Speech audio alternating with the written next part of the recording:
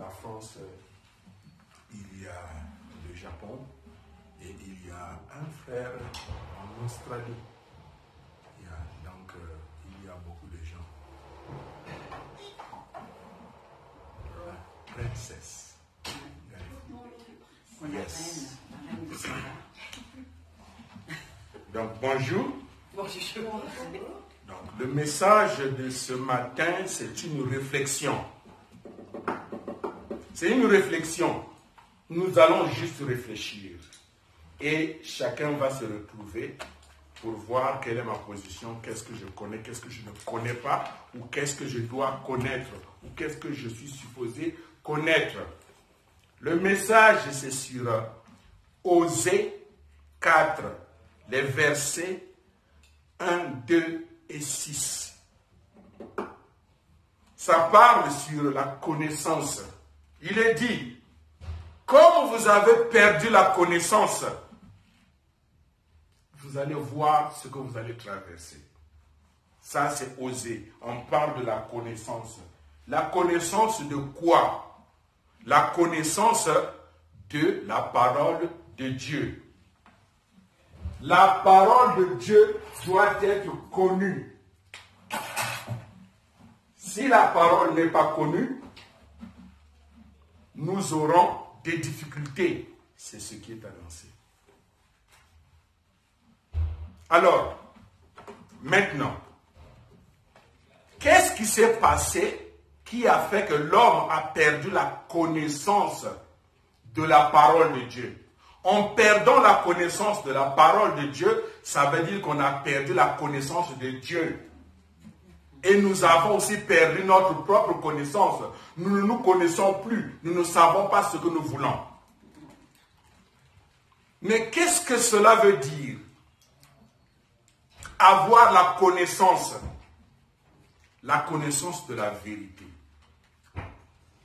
Vous allez connaître la vérité et la vérité vous rendra libre. Mais il y a une chose que je viens de découvrir dans la Bible. Le principe divin déclare que l'homme déchu, il est le centre du bien et du mal. Mais comment l'homme peut être le centre du bien et du mal? Comment cela est arrivé? Mais il y a un verset ici dans la Genèse 3, 22, 23 qui dit ceci. Voici l'homme, c'est Dieu qui parle. Voici l'homme, il est devenu comme l'un de nous, connaissant le bien et le mal. Et comme l'homme est devenu comme l'un de nous qui connaît le bien et le mal, il faut le chasser du jardin. Qu'est-ce que cela veut dire? Comment cela peut s'expliquer que l'un de nous, l'homme est devenu comme l'un de nous qui connaît le bien et le mal? C'est quoi? Qu'est-ce que je comprends? C'est que parmi nous, nous tous, nous ne connaissons que le bien. Mais il y a un parmi nous qui est dans la position médiane. Il connaît et le bien et le mal. Il est le seul. Voilà pourquoi il est dit, l'homme est devenu comme l'un de nous. C'est qui cela? C'est qui celui-là? C'est Lucifer. Donc l'homme est devenu comme Lucifer. Il connaît maintenant et le bien et le mal. Il est dans une position médiane. Étant dans la position médiane, tu n'es plus du côté de Dieu. Il faut le chasser. Et c'est comme ça que l'homme a perdu la connaissance. L'homme est devenu, il est ni à gauche ni à droite. C'est ce que la Bible dit, que ton oui soit oui, que ton non soit non. Et la Bible ajoute encore, si tu es ni chaud, ni froid, je vais te vomir. Donc, depuis le péché d'Adam et Ève, centré sur Lucifer, l'homme a eu une position mélangée. Et il ne connaît pas ce qu'il est, il a perdu la connaissance. Et maintenant, il n'a plus la vérité. Il a connu quoi? Le mensonge.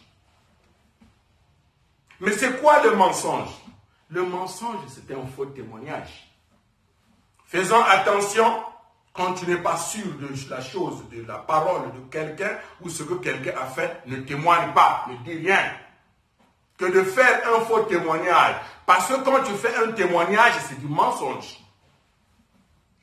Et c'est quoi le mensonge encore? Mais c'est une vérité déformée. Voilà ce que l'homme a connu depuis la chute d'Adam et Ève.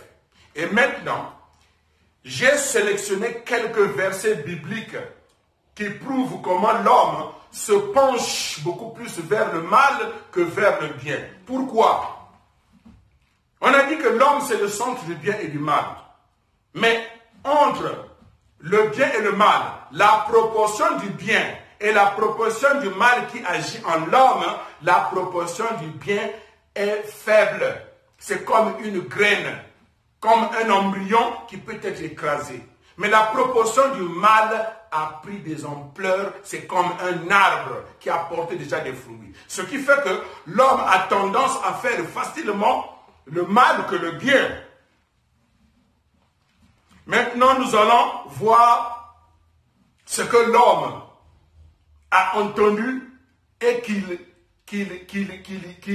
vit par rapport à ce qui est la vérité. Donc, entre le mensonge et la vérité. C'est quoi? Premier point. Vous avez entendu que Dieu n'a pas besoin de toi. Mais c'est toi qui as besoin de lui. Et ça, c'est prêché partout. Que Dieu n'a pas besoin de toi, c'est toi qui as besoin de lui. Mais pourtant, ce n'est pas le point de vue du principe de la création. Si Dieu n'avait pas besoin de moi, ce n'est pas moi qui ai demandé d'être créé. C'est lui qui m'a créé parce qu'il avait besoin de moi. Donc, j'ai besoin de lui, il a aussi besoin de moi. Voilà le point de vue du principe. Et la Genèse 1, 26 explique. Il dit que Dieu dit, créant l'homme à notre image et à notre ressemblance. Et il trouva que cela était bon. Et pourquoi vous pouvez accepter que Dieu n'a pas besoin de moi? Beaucoup de gens prêchent comme ça, pour ridiculiser ou bien pour te down l'homme, pour dire que tu n'es rien. Donc c'est toi qui as besoin de Dieu. Non, je suis important pour cette raison que Dieu m'a créé. Parce que du point de vue du principe, on appelle chaque être créé un corps individuel de vérité. Alléluia. Corps individuel de vérité. Donc c'est faux de dire que voilà, Dieu a besoin de, il n'a pas besoin de moi, c'est moi qui ai besoin de lui. Et ensuite, vous avez appris qu'on ne peut pas connaître Dieu.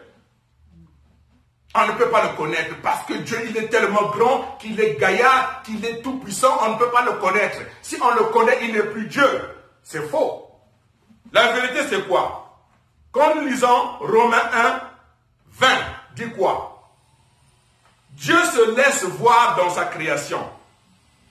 La perfection de Dieu. La nature de Dieu se laisse voir dans ce qu'il a créé. Donc, si vous n'allez pas connaître Dieu, qui est votre Père céleste ou notre parent céleste, mais vous allez servir quelqu'un d'autre. Il faut le connaître pour mieux le servir. Et il est dit aussi, vous avez appris que la Bible est parfaite, que la Bible elle est complète. Je dis, c'est faux. Pourquoi? La même Bible déclare dans 1 Corinthiens 13, 9 à 10, que nous connaissons en partie. Nous ne connaissons pas tout. Mais si la Bible elle est parfaite, pourquoi nous connaissons en partie? C'est Paul qui l'a écrit. Pourquoi nous allons connaître en partie? Et on dit, quand ce qui est parfait viendra, donc ça veut dire que ce n'est pas encore arrivé. Yeah. Et les gens ont tendance à suivre cela. Vous avez aussi appris que Dieu est un père. Il est masculin. Et d'où viennent nos sœurs, d'où viennent nos mamans? Quand nous lisons la Bible, dans Genèse 1, 27, il est dit, Dieu dit, créons l'homme à notre image et à notre ressemblance. Il créa l'homme et la femme à son image et à sa ressemblance. Ça veut dire que l'image complète de Dieu, c'est l'homme et la femme. La femme seule ne fait pas l'image de Dieu. L'homme seul non plus ne fait pas l'image de Dieu. Mais l'image complète de Dieu, c'est l'homme et la femme. Donc Dieu a un aspect duel de masculinité et de féminité. Et il est dit, vous avez encore appris que Dieu tellement qu'il est tout puissant qu'il n'a pas besoin de temps de faire ce qu'il veut faire. Il est tout puissant. Donc il n'a pas besoin de temps. Écoutez. Mais dans la même Bible, il est dit que l'univers a été créé en 6 jours. Ce n'est pas le temps. 6 jours, c'est déjà le temps. Et plus loin, 2 Pierre 3:8 déclare, mais pour le Seigneur, un jour c'est comme 1000 ans, 1000 ans comme un jour. Ce n'est pas le temps, c'est le temps. Vous avez appris aussi que Jésus est ressuscité avec son corps physique.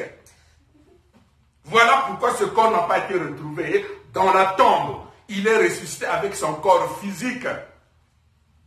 La même Bible dit dans 1 Corinthiens 15, 44, Jésus-Christ a été enterré avec le corps animal, c'est-à-dire le corps physique.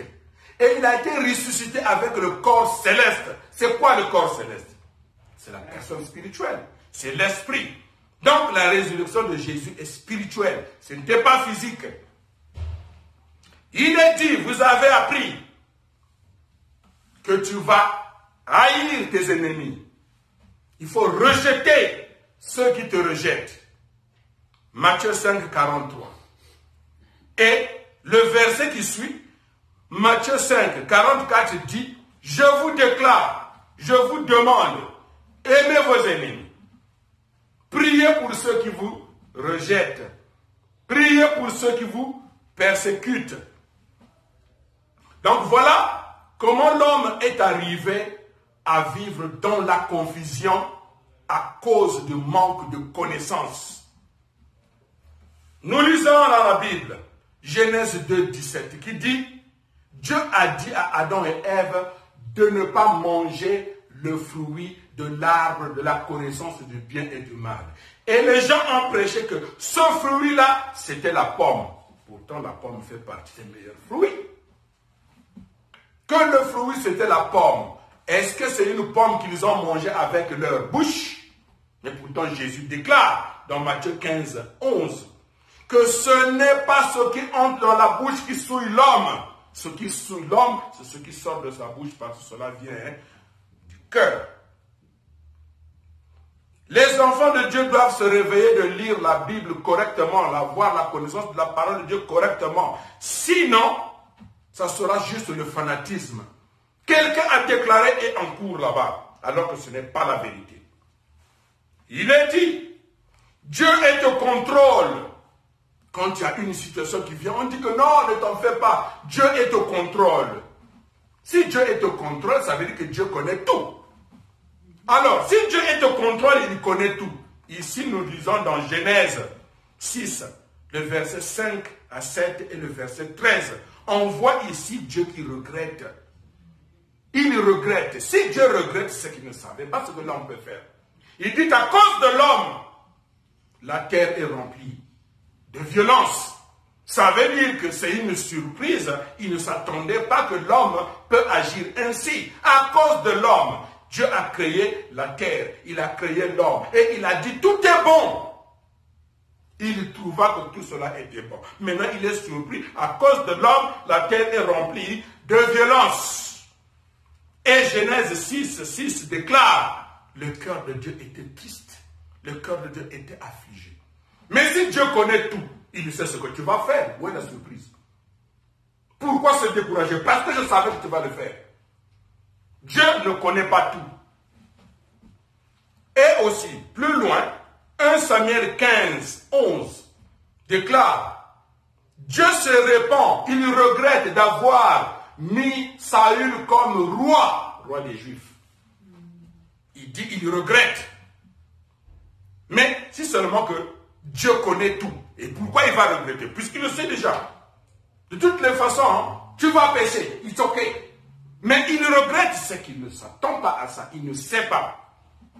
Ne déformons pas Lisons les Écritures et ceci, si vous ne le savez pas, ou bien si vous voulez vous consoler, mais la vérité, ce sont les conséquences de la chute. Depuis le péché d'Adam et Ève, l'homme, même le cerveau est chamboulé. Beaucoup de choses ne marchent pas, ne fonctionnent pas bien. Donc, ne voit pas ce qu'est la vérité. Et parfois, l'homme suit ce qui l'arrange. Vous avez appris que les anges ne pêchent pas. Quand les gens chantent, tellement les gens sont comme, oh, vous chantez comme des anges.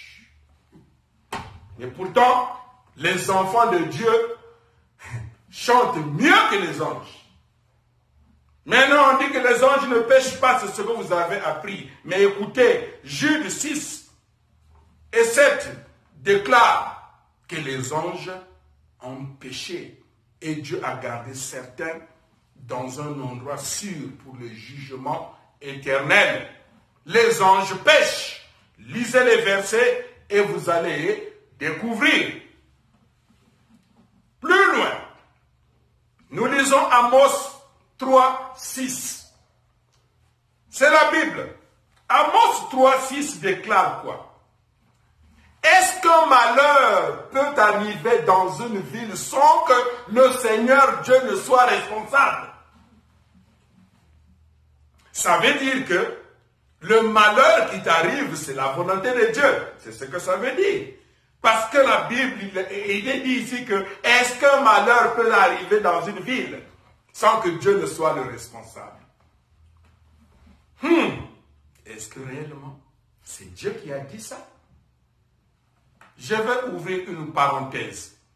Vous allez voir que toutes les révélations ne sont pas venues de Dieu. Il y a aussi les anges qui ont aussi révélé selon leur point de vue. Tout en sachant la valeur originelle de l'homme. Parce que la valeur originelle de l'homme, il est le Fils de Dieu, l'enfant de Dieu. Et la valeur originelle des anges ou de l'ange, c'est le serviteur, ou ce sont des serviteurs. Si Amos 3,6 déclare que « Est-ce un malheur peut arriver dans une ville sans que le Seigneur ne soit responsable ?» Contraire à Ézéchiel 33,11 qui déclare « Je ne prends pas plaisir pour la mort du méchant,